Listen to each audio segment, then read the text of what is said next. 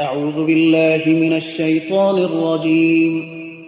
پناه میبرم به خداوند از شیطانی رانده شده. بسم الله الرحمن الرحیم. به نام خداوند بی اندازه مهربان نهایت بارحم. ارأیت الذی یکذب بالدین، آیا کسی را که روز جزا را تکذیب میکند دیدی؟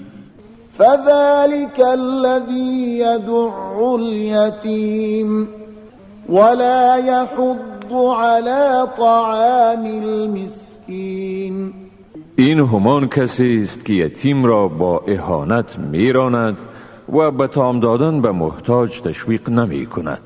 فویل للمصلین الذین هم عن صلاتهم ساهون الذین هم یراءون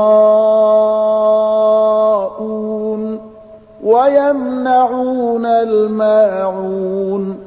پس وای بر آن نمازگزارانی که از نمازشان غافلند، آنانی که ریا می کنند و سامان مورد نیاز نیازمندان را از ایشان دریغ می دارند.